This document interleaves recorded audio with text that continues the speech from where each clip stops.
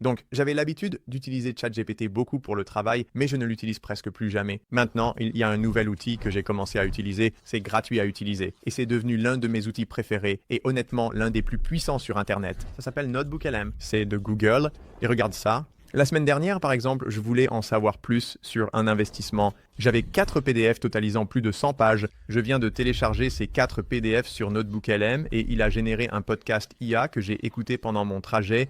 Et je ne suis pas le seul à l'utiliser. Spotify utilise NotebookLM pour alimenter leur Spotify Wrapped cette année qui contenait beaucoup d'IA. Donc, dans cette vidéo, je veux vous montrer ce qu'est NotebookLM, pourquoi je l'aime, et 13 choses que vous devriez faire avec NotebookLM pour passer de débutant à utilisateur avancé et améliorer votre entreprise, votre éducation, vos investissements ou honnêtement, juste votre vie en général. Donc, pour commencer, je vais tout montrer en temps réel ici. Nous pouvons aller sur notebooklm.google.com. Je pourrais aussi mettre un lien dans la description, mais quand vous arrivez ici, pour la première fois, il vous suffit de cliquer sur un petit pop-up et ensuite, vous devez vous assurer que vous êtes connecté à votre compte Google. C'est comme ça qu'il enregistre tout dans le carnet ici. Et nous pouvons créer notre premier carnet. Donc en cliquant là-dessus, il vous dira de télécharger quelques sources et cela m'amène au numéro 13 de cette liste de 13 choses différentes que vous devriez faire avec ça. Et cela consiste à télécharger plusieurs sources. Nous savons déjà que sur ChatGPT ou Gemini par exemple, vous pouvez télécharger une source et poser des questions à son sujet. Et c'est très utile. Mais NotebookLM en particulier est conçu pour interpréter de nombreuses sources et il peut gérer différents types de sources également. Des PDF, des liens de sites web, des vidéos, du texte copié, des Google Docs, des diaporamas, même des documents en Markdown. Beaucoup de fichiers différents peuvent être interprétés ici. Donc, si j'ai un livre audio complet et que c'est un fichier MP3, je peux le télécharger. Il va interpréter l'ensemble, tout transcrire, et ensuite il aura des réponses pour moi que nous utiliserons plus tard dans cette vidéo.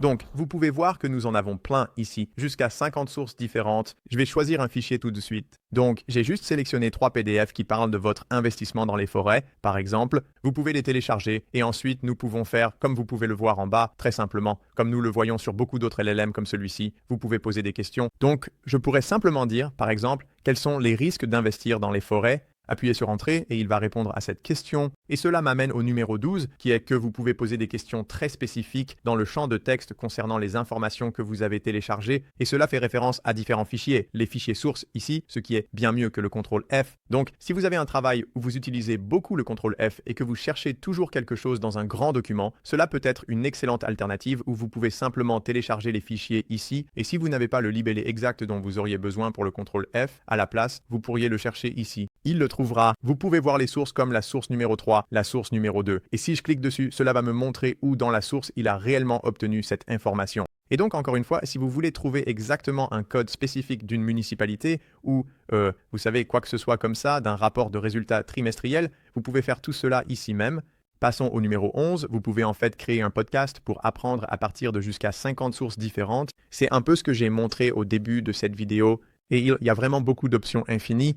Nous parlerons davantage de la façon de personnaliser cela, mais un exemple que j'aime, comme je l'ai mentionné plus tôt, c'est pour les rapports de résultats. Donc, nous allons le faire avec cet exemple ici, avec Timber. Mais les rapports de résultats sont un excellent exemple où vous ne voulez pas forcément écouter l'intégralité du rapport, mais peut-être que vous voulez obtenir un résumé de la façon dont se porte votre entreprise préférée. Vous pouvez télécharger le rapport de résultats, soit la transcription, soit l'intégralité du rapport en PDF ici. Et ensuite, en bas, si vous cliquez sur Guide du carnet, laissez-moi m'assurer que vous pouvez vraiment le voir ici. Alors, cliquez simplement sur Guide du carnet et ici, vous pouvez voir Générer un podcast. Donc, nous allons aborder des idées plus intéressantes sur la façon de faire cela. Pour commencer, vous pouvez cliquer sur Générer et pour quelque chose de petit comme ça, comme juste 3 PDF qui ne sont pas des petits PDF, mais qui portent tous sur un sujet assez similaire. En général, c'est un podcast d'environ 10 à 12 minutes. Des sujets plus courts pourraient être comme un podcast de 3 ou 4 minutes. Et si vous ajoutez beaucoup d'informations, vous pouvez obtenir un podcast beaucoup plus long ici, où ce que j'aime faire, c'est créer plusieurs podcasts. Vous pouvez poser différentes questions. Ce qui m'amène au numéro 10. Donc, pendant que cela se génère, le numéro 10 est de personnaliser le podcast pour se concentrer sur un seul sujet ou une seule question comme fil conducteur pour ce podcast. D'accord, je me suis trompé. Je pensais que ce serait 10 minutes. Celui-ci fait 30 minutes, ce qui est génial. Nous pouvons juste jouer un échantillon maintenant et vous verrez un peu la configuration. C'est un peu comme juste deux voix. Ils sonnent assez naturels. Et l'IA fait un bon travail pour que ça sonne vraiment comme des gens qui parlent, comme il y a beaucoup de pauses. Parfois, tout comme n'importe quel autre podcaster, il y a un peu de blabla là-dedans. Ce n'est donc pas parfait, mais si vous conduisez, c'est un excellent moyen de résumer le contenu d'une immense bibliothèque de contenu que vous essayez de digérer et qui serait normalement lisible ou qui vous prendrait simplement beaucoup de temps. J'aime donc faire ça pendant mes déplacements. C'est généralement une façon sympa d'apprendre, mais écoutons ça et voyons à quoi ça ressemble. D'accord. Jetons un œil à cette recherche que vous avez envoyée sur les investissements Timberland et Farmland. On dirait que vous essayez de décider si ces classes d'actifs alternatifs conviennent à votre portefeuille. D'accord, donc les 10 premières secondes, on dirait un podcast. Allons un peu plus loin dans ça, peut-être vers 8h30. Nous allons aller vers 8h30 voir ça. La principale différence, c'est le potentiel de revenu. D'accord? Les terres agricoles peuvent générer un revenu plus constant que les forêts, à travers des choses comme les paiements de loyer. Il le compare aux terres agricoles, des choses qui m'intéressent. Ça va capter plus d'informations et, on espère, utiliser le temps que vous passeriez autrement à perdre en conduisant, en écoutant de la musique. Et vous pourriez choisir exactement ce que vous voulez apprendre. En cliquant sur le menu, on peut changer la vitesse. Vous pouvez le télécharger. Si vous vouliez en avoir plusieurs et les enchaîner, ou vous voulez les télécharger sur YouTube ou Spotify, évidemment, regardez les conditions de la plateforme que vous utilisez, si elle autorise le contenu généré par l'IA, mais c'est quelque chose que je trouve vraiment assez intéressant que vous pourriez faire ici. Mais passons au numéro 9. Vous pouvez en fait personnaliser le podcast que vous créez. Donc je vais fermer ça. Je veux faire une nouvelle note. Faisons-en un tout nouveau. Je ne veux pas perdre ce podcast. C'est bien. Si nous cliquons sur Notebook LM en haut, vous verrez que nous avons notre premier note là. Nous pouvons dire créer nouveau et faire un nouveau note avec de nouvelles sources. Peut-être que maintenant je veux en apprendre un peu plus sur comment construire une petite maison. Donc j'ai 4 sources qui sont téléchargées. Je vais juste en ajouter un à la fois. Et vous remarquerez également que chaque source que vous téléchargez, si vous cliquez simplement sur la source à gauche, elle vous montrera la source entière. Et sur le côté droit, dans le guide du carnet, il vous donne un résumé de ce que sont les sources. Donc, si vous avez beaucoup de carnets différents et que vous ne reconnaissez pas les noms de fichiers, bien sûr, vous pouvez les ouvrir. Vous pouvez voir un résumé de chaque source. Donc, cela va me donner un résumé de ça juste là. Vous pouvez y ajouter des sujets clés, vous savez, et nous pouvons également voir un résumé de toutes les sources combinées ici, juste pour garder vos notes et vos carnets plus organisés. Cela vous aide aussi à le résumer au cas où vous voudriez avoir un aperçu rapide de ce que c'est réellement. Alors disons que nous voulons faire un podcast pour celui-ci, comment construire une petite maison. Mais nous ne voulons pas que ce soit juste un résumé générique de tout le contenu que nous téléchargeons. Au lieu de cela, vous pouvez cliquer sur personnaliser et nous pouvons ajouter beaucoup de détails ici pour vraiment cibler un public spécifique, peut-être. Donc vous pourriez dire, vous savez, faites un podcast comme si j'étais, vous savez, un expert dans le domaine, ou faites un podcast comme si j'étais, vous savez, un enfant. Et c'est vraiment, vous savez, un résumé très général du contenu. Donc, il vous donne quelques exemples de ce que vous pourriez faire ici. Tout va bien, donc j'ai ça, je vais dire générer, et cela va également générer un podcast pour ça. Une fois que c'est généré, nous allons lire un extrait de cela. Passons au numéro 8. Vous pouvez en fait utiliser Notebook LM pour analyser des présentations ou des appels auxquels vous avez participé. Donc, ce serait un excellent coup commercial. Si vous avez peut-être présenté quelque chose, vous avez, vous savez, le diaporama, vous avez votre enregistrement audio, vous pouvez le télécharger et demander à Notebook LM d'analyser les schémas linguistiques, la cohérence et le message global pour vous aider à vous analyser vous-même. Vous savez, cela pourrait détecter certains schémas peut-être et, espérons trouver des tendances cachées pour vous. Donc par exemple, si vous avez comme 25 vidéos ou appels réussis et peut-être 25 qui ont échoué, vous pourriez télécharger les 50 et demander à voir s'il y a des tendances là-dedans et, espérons-le, aider à améliorer votre taux de succès en vente à l'avenir. Numéro 7, vous pouvez faire en sorte que Notebook LM crée un guide d'études pour augmenter votre mémoire. C'est très facile à faire avec un seul bouton sur le côté gauche. Si je clique sur créer un guide d'études, la façon dont Notebook LM est configuré, c'est qu'à l'intérieur de chaque carnet, vous avez des notes. Ce n'est pas ma partie préférée de l'UX ici, mais vous verrez que cela va apparaître comme une note. Nous pouvons ajouter d'autres notes et toutes apparaissent dans un tableau, une grille, juste ici, sur laquelle vous pouvez cliquer pour chacune d'elles et les gérer comme ça. Mais ça va créer un guide d'études juste ici. Maintenant, ça ne va pas le faire. Ça va prendre une seconde pour faire ça parce que ça génère aussi le podcast en même temps.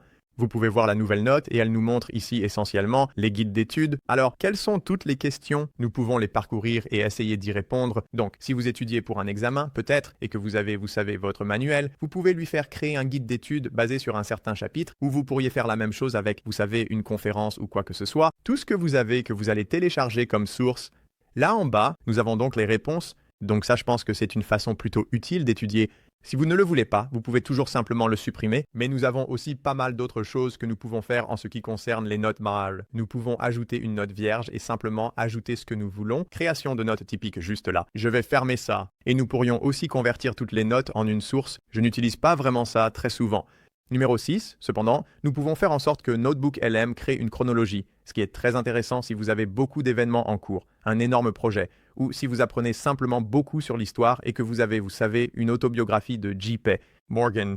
et vous voulez une chronologie de tout ce qui a été discuté dans le livre, la façon de faire ça est encore une fois d'aller dans le Guide Notebook et simplement de cliquer sur chronologie. Maintenant, ça n'a pas vraiment beaucoup de sens ici. Mais je vais cliquer dessus et voir ce qu'il est capable de proposer. Peut-être que ça va me montrer combien de temps il faut pour faire différentes parties d'un projet où je ne suis pas sûr exactement de ce qu'il va proposer. Mais si c'était un document historique, cela aurait beaucoup plus de sens de vous montrer les dates réelles pour certaines choses. D'accord ? Waouh! Ça a en fait proposé une chronologie sur les petites maisons et la taille des grandes maisons à différentes époques et quand elles étaient utilisées et des choses comme ça. Donc ça, c'est très fascinant.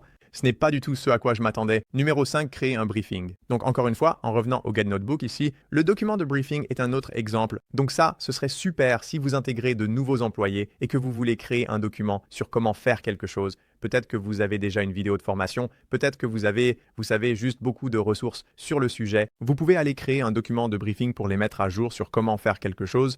Ou de la même manière, si vous essayez simplement de résumer un projet entier et de le présenter à un manager, peut-être que vous pouvez télécharger tous vos fichiers ici et créer un document de briefing basé là-dessus. Cela pourrait vraiment être utile dans de nombreuses situations différentes. Laissez un commentaire si vous avez d'autres idées, honnêtement pour l'un de ces cas où vous les appliqueriez, mais c'est juste quelque chose que je pense serait assez utile dans de nombreuses entreprises. Ciao Stock Nettery. Numéro 4, vous pouvez ajouter plusieurs notes à votre carnet. J'ai un peu montré ça plus tôt ici. Alors, cliquons sur le Guide Notebook et cachons ça. Nous avons beaucoup de notes dans ce carnet et toutes vont apparaître juste ici.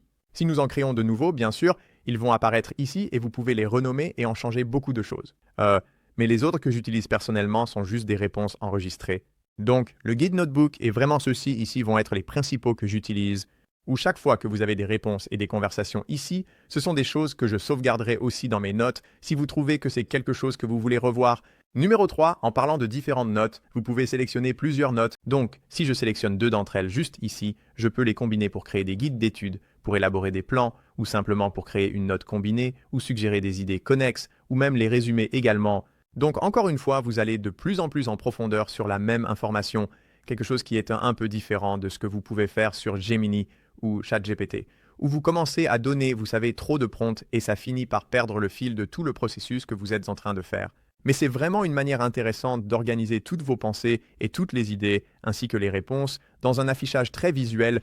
Numéro 2, vous pouvez ensuite utiliser Notebook LM pour analyser du code complexe. C'est génial pour, vous savez, résumer des projets ou ajouter des notes dans vos projets de code. Salut les gars, cette vidéo est prête à être mise en ligne, mais Google a déjà lancé une mise à jour. C'est un logiciel qui évolue très rapidement, donc je voulais vous montrer 2 nouvelles choses. D'abord, le changement concerne la mise en page, donc vous pouvez voir que nous n'avons plus de petites bulles en bas. Le podcast est maintenant sur le côté droit, donc vous pouvez voir que si vous cliquez sur ce petit panneau en haut à droite, c'est là que vous y accédez. Et la deuxième chose, c'est que vous pouvez en fait interagir avec le podcast maintenant.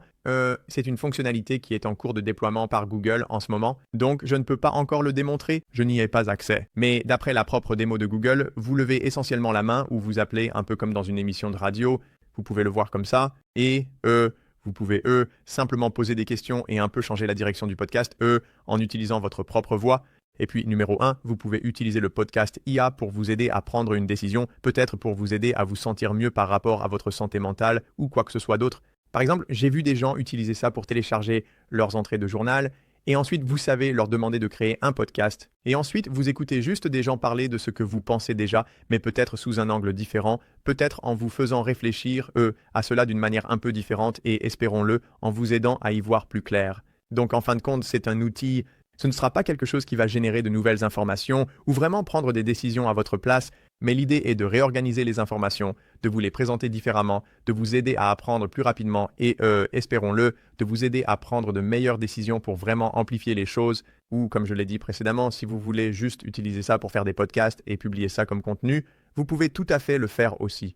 Quelques précautions à prendre en compte. Google aime bien arrêter certaines choses, donc je recommande d'utiliser cet outil, mais faites preuve de prudence. Vous ne voulez pas sauvegarder toutes vos informations ici. Il pourrait être judicieux de télécharger beaucoup de contenu et de le sauvegarder sur un autre disque, juste au cas où Google déciderait que, c'est un super outil, mais qu'ils vont l'arrêter dans quelques années. On ne sait jamais. Google fait ça assez souvent. D'autres choses à noter, c'est que cela est vraiment utilisé sur beaucoup de plateformes différentes. Comme je l'ai déjà dit, Spotify a utilisé cela pour Spotify Wrap cette année et je soupçonne que cela sera intégré dans de nombreuses autres intégrations à l'avenir. Mais faites-moi savoir comment vous pensez utiliser Notebook LM. Si vous avez aimé la vidéo, pensez à aimer et à vous abonner. Je suis Michael Bryan de Centre des Médias et je vous dis à la prochaine vidéo.